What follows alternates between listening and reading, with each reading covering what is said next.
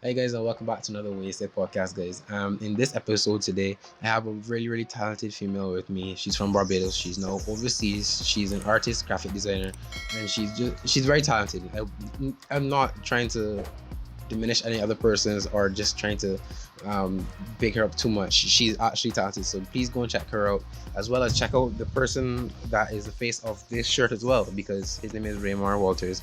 I'm just trying to boost some Barbadian talent, really and truly, in these next two episodes. So go and check out him. His account on Instagram will be linked down below. It's Mars times Pluto, guys, or Mars x Pluto. It may be one of the two. I may be wrong, but it's Raymar. And go and check out this shirt, as well as go and check out the next and upcoming person in this episode, guys. Her name is Naomi, and you guys will enjoy this episode.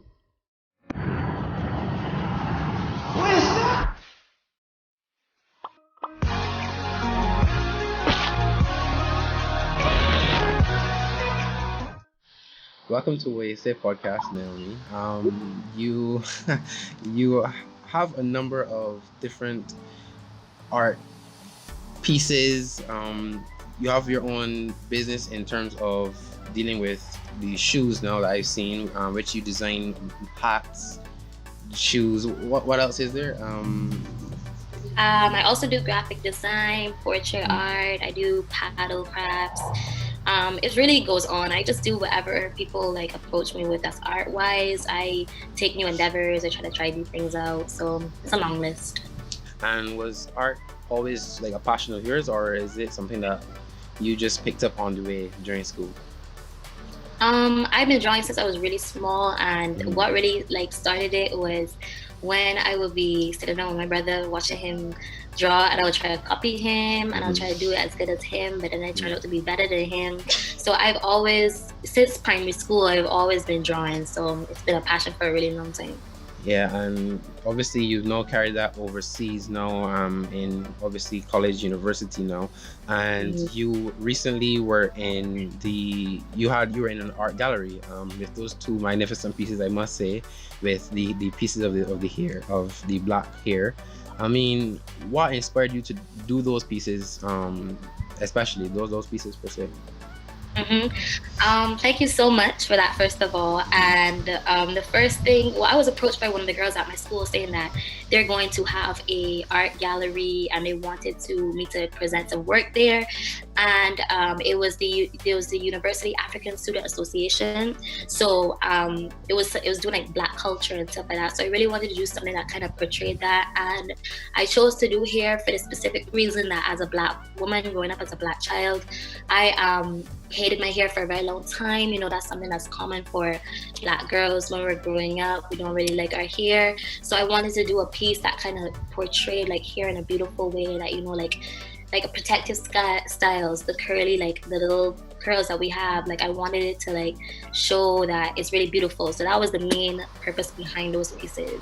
Yeah, and just staying on the whole topic of being Black and Black Lives Matter movement. I mean, you're in America now, so I mean, you would have been witnessing some of the protests, I'm sure, even if you were taking part in some of them yourself. But how how is it like being over there and experiencing it? Because in Barbados, we wouldn't really have that like as it is in America per se. Yeah. Well, like when I first moved to America, obviously I definitely had to like be faced with the fact that racism over here is so much different from Barbados. You know, like it's very real over here. You see it constantly. I have an older brother of mine. He's dark skinned, and I used to have to worry about him driving and getting pulled over because that stuff really happens over here. But I would say that with the whole George Floyd and the protests that have been happening over here, it's a very like tight energy. Like I feel like everybody is, and it's good to see everybody kind of like like a unity among everybody. Like everybody's feeling the same way. We're all really fighting for justice and stuff like that. So it's good to see. But I would say that it's like a kind of gloomy energy over here. I would definitely say I know a lot of friends who were partaking in the protests, and you know they're telling me how it's sad. Like they, even when they were protesting, like they were emotional. You know what I mean? So I would just say that like I've never experienced anything like this, but it's happening for a good reason. So I definitely stand by it. That's actually really really good that you would have been able to experience it firsthand. Because I mean, not many persons would be able to express themselves or know anything about it really and truly unless they do experience it firsthand. I mean, you would have witnessed some as you just said, but Correct. I mean, you expressed it in your art form of it really in terms of on canvas per se. But how do you think you could express the Black Lives Matter movement into now your business and onto like hats and even shoes now? Because I mean, you have these shoes now that you just did. Um, I guess I would say like recently I've been trying to like, well, not really for my business. I've been kind of advertising the fact that I'm a Black-owned business. I'm a small business, like, but I've also been not only in terms of my business but other people's businesses. I've been trying to put my money towards other Black businesses, particularly like I feel like the power of the Black dollar is really strong. That's another thing I learned over here, like due to the whole racism stuff. Like people really pay attention to who owns like Black people who own certain areas and where we spend our money towards and what we put our money towards. So I definitely, in terms of my business, I'm not sure exactly how I would incorporate it, I guess. But in terms of other businesses, I definitely know that I just want to spend my money towards them. Yeah, and just stay on your business. I mean, obviously are talented in terms of being a graphic designer and are dealing with art. But how did the what was the whole idea behind shoes and being a graphic designer really and truly? Okay, so I started off with my main thing when I was growing up and everything. It was always drawing. I like when I see something, I always used to like look at the form. I would know how I wanted to draw it. I would put it on paper, and people will always say it's very good. So that's how I got into portrait and 3D, like realism kind of portraits, and that's always what I stuck by. But in 2019, I said that I was gonna start graphic designing because I'm a type of person, I hate being still. Like I don't like being in one area. I like to explore. I like to try new things. So I was like, you know what? 2019, I'm gonna try to do graphic designing, and I started it, and I ended up being great at it. And I got Photoshop, and I started learning it. And people started asking me for flyers, and I started getting good. And I was like, okay, I like this too. And then I said, this like last year again, I said, you know, I want to do something else. And over here they have fraternities and sororities, and they do the little Greek paddles. So I said I'm gonna do that, and I was good at that too. And people were giving me money to do those things, and I was like, okay, you know, that's a good thing. And then coming on to the shoe customs, shoe customs were just I just honestly just be bored. Like I'd be bored. I wanted to try new things, and then they turn out good, and people are like, you should sell it. And I'm like, you know what? You know, you're right. But I would just sum it down to saying that I don't like to be still. I like to explore other art forms, and I still have so much more like art forms I want to try out that I haven't got to yet. So yeah. Yeah, and I mean, if you guys want to check out these shoes, I will. There'll be a link in the description down below, so you can go and check these out. But I mean, they're all really well done. And she hand paints them herself. I mean, you know, put the tape on the shoe and everything. I know a bit of art. I did art like cape, so I mean, I understand how much work this must be. And like, even in your story, one time, like I saw you had where a person was complaining that they were so expensive, but I mean, once you understand that you hand paint all of them, it takes a long time, really and truly.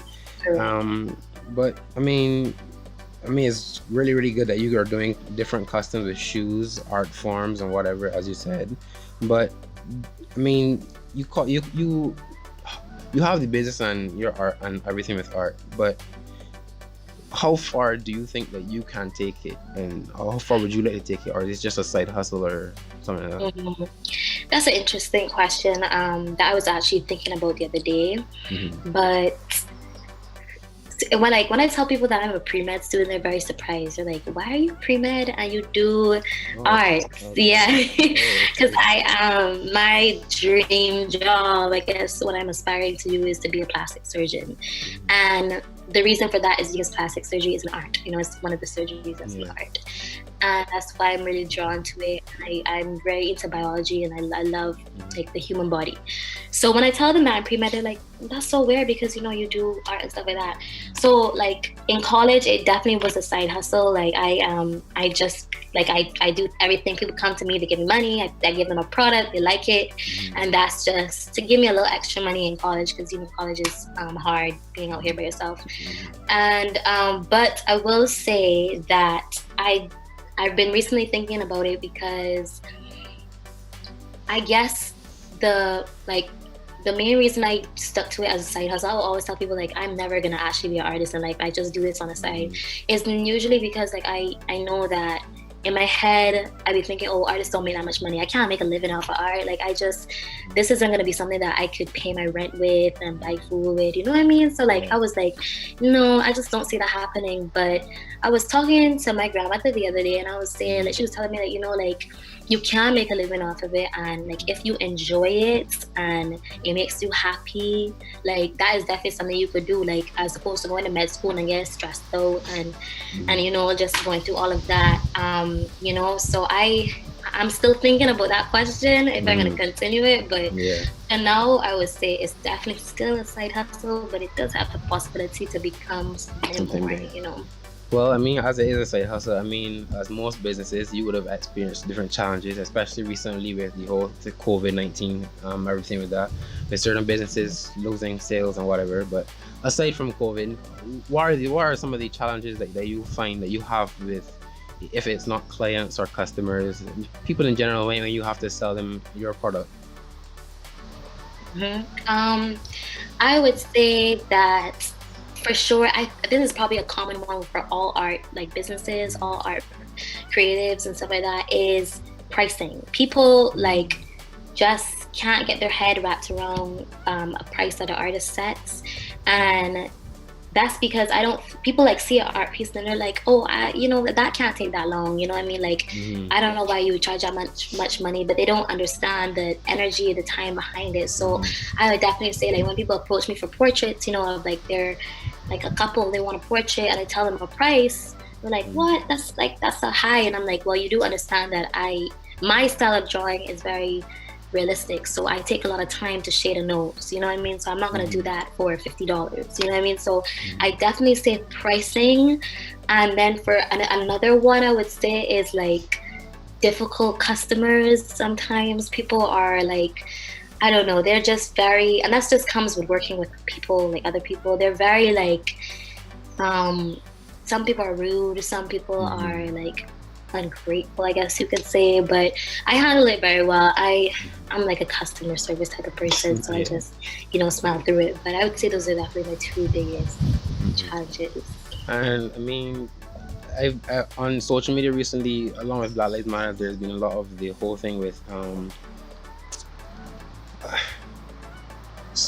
the older generation maybe that are kind of prying onto the younger generation of females and whatever it is, with sexual abuse and everything now. So I mean, I wouldn't want you to express yourself in any experiences that you may have gone through, but how do you think that you can, what advice would you give to persons that may be going through it, because I know some people look at art as a stress reliever in a sense.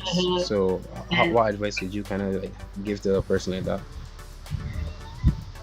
I guess the biggest like advice I would give to somebody is speak out. And speaking out doesn't necessarily mean just talking and saying your experience and stuff. If that's what you want to do, you can. But as you said, art is expressive. You can speak out through your art. You could, if that's what you like to do, speak out and make a piece. Speak out and write a poem. Speak out and make a video of like something you like. Like channel that and create something. You know what I mean? Because I've talked to people who have been in situations like that, and they've told me that like when they create something, like I know a girl who she was in a situation like that, and she like wrote a little poetry book, and she told me that it felt so good to release it and stuff like that. So I'd say that's my main advice. I can't say my experience of that because I've never had an experience as such, but I would say I guess that's probably the best advice. Well, I mean, thank you for joining me today. Before I do close off everything with the outro, is there any person, anybody that that you want to like shout out or give thanks to that would have helped you along the way in terms of your business or anything? If persons overseas or persons in Barbados, anybody. Hmm. I would definitely want to shout out my best friend Abiomi. He Mhm, is a videographer, a photographer, a graphic designer. mhm, He does it all just like me. He's super talented in Barbados. And his name on Instagram is Wolfgang and Ray mhm, Loyata. I think that is it. But I definitely want to shout out Abiomi. So if he's listening, mhm. that's my dog. Yes. And if anything, you can send me the link and I will definitely try to put it inside the description down below, guys. So you guys can go and check out her and her best friend, as she's saying. She's currently on 448 followers on her Nice Have Studio account on Instagram. So guys, please go and follow her. She's very talented. I mean, you throughout this video, you will be seeing pictures at the bottom of the screen of multiple talented pieces. I mean, this is crazy. Like she even did a piece that was with a baby with charcoal, and that's crazy. I did my share of pieces of art, but I mean, this is mad.